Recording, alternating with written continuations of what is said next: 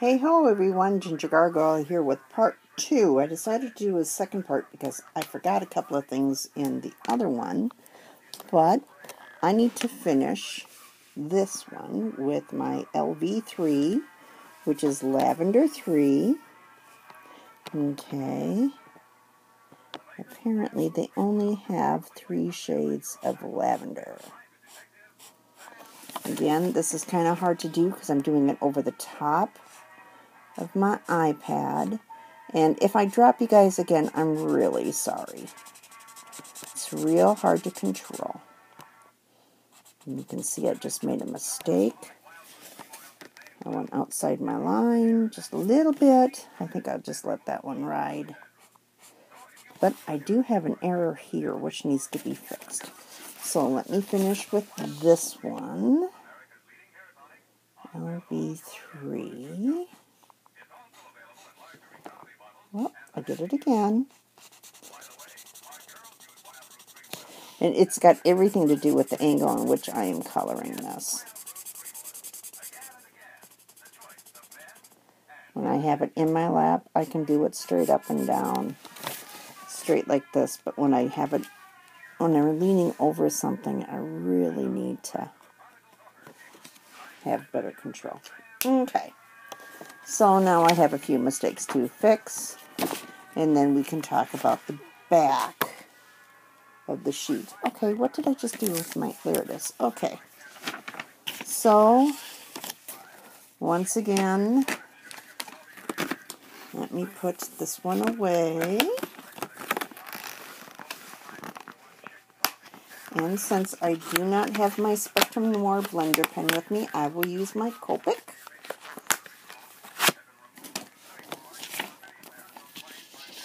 And I'm going to make sure that my absorbent paper is underneath what it is that I'm fixing.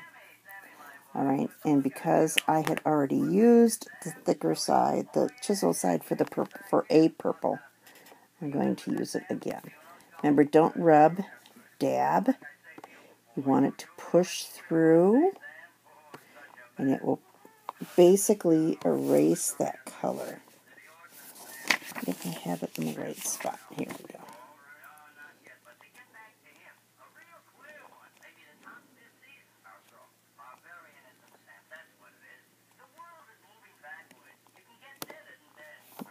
Okay. What happens is the alcohol in the marker is actually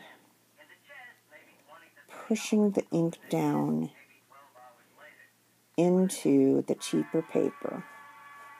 And I'm not afraid to call that one cheap because it's just packaging paper.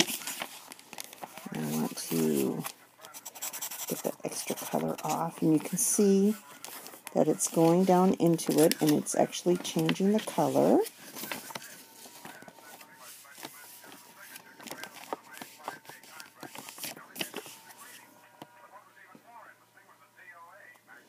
I'm just going to push this through. And the purple is giving me a hard, or this lavender is giving me a really hard time. And I'm not sure why. Lavenders and pinks usually work out fairly quickly. And since that's a citrus next to it, I really want to work that out. So I think what I might do is let that dry and then hit it again.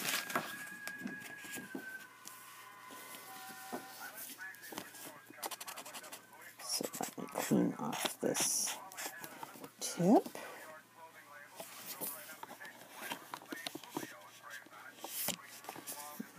Okay. Let's see if I can't get this through on this one.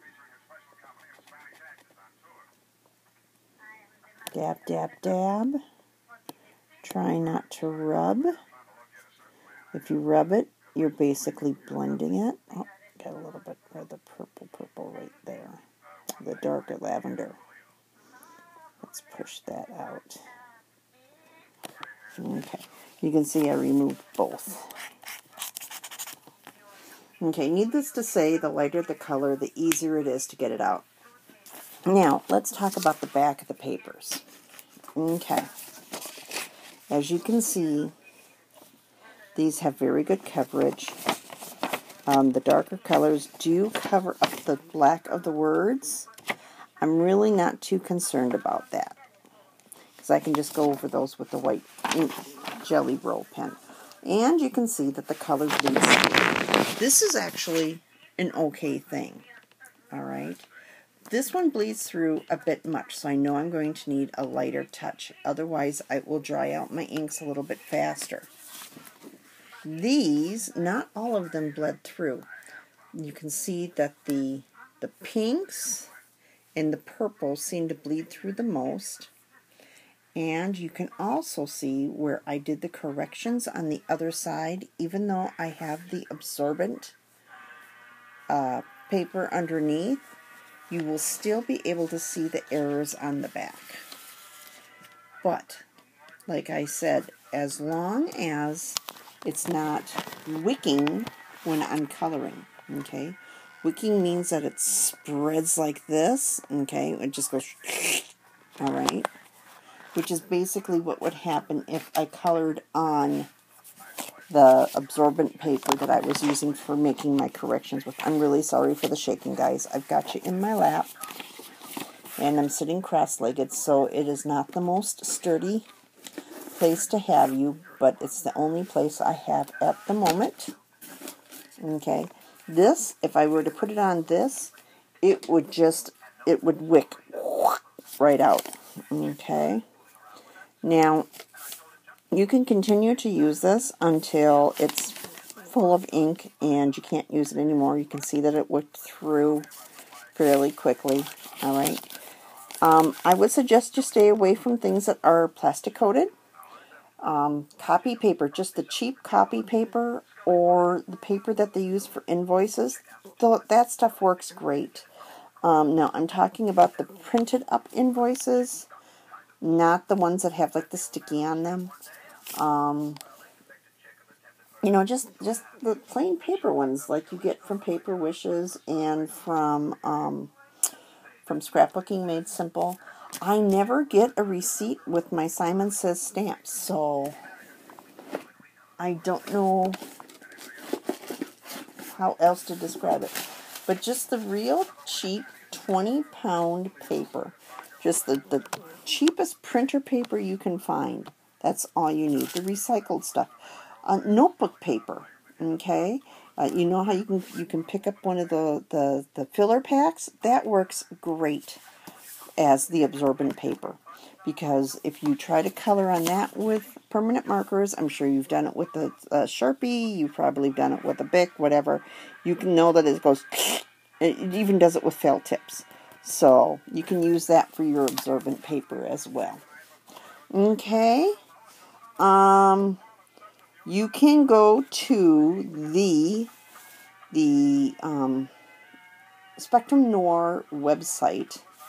I don't have a link below because I'm not sure if it's Spectrum Noir or Crafter's Companion, because this is a product of Crafter's Companion. The Spectrum Noirs, they're part of of Crafter's Companion, and you can download the charts from there. They have their own YouTube channel, which is where I learn a lot of my stuff. I learn between that and the Copic people, the people that use Copics. I learn a lot of things from them too, especially about blending. So, yeah. I'm not going to be able to do a lot of coloring with these, am I? Because all I've got are grays and pinks and purples. So I could do an elephant. And I don't have, well, I guess, no, I really don't have a pink that is pale enough to do cheek colors with. So, I'm going to have to do some playing. But these, the Aqua Blend, or not Aqua Blends, the Color Blend pencils are made to work with the alcohol markers, the Spectrum Noir alcohol markers. Okay, that's why they are sold in packs of 24, because they're made to work with these, the new the newer ones with the red barrels as opposed to the older ones with the black barrels. The black barrels just had numbers, very much like the Spectrum Noir pens. Okay, and the newer ones have names but no numbers. The newer Spectrum Noir pens have both a number and a name, or Spectrum Noir markers, I should say. Okay, and the older ones just have the marker number. So let's see if I can zoom in on this. Show you guys this a little bit better. Okay, let's take the hydrangea blues.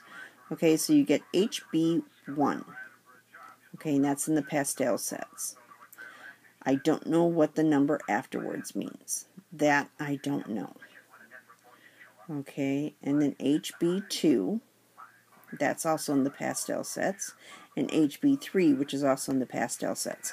That's the nice thing about this too, is it lets you know which one it's in. Okay, so here, like this one. Okay, DR5 is in the reds, and DR6 is in the darks, and DR7 is in the reds. Alright, now they also have, where is it in here? The fluorescents. Okay, and these really are neon colors, guys. These are like highlights.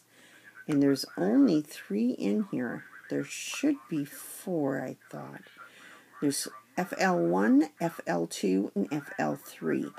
I believe that's yellow, pink, and orange, and I thought they had a green as well.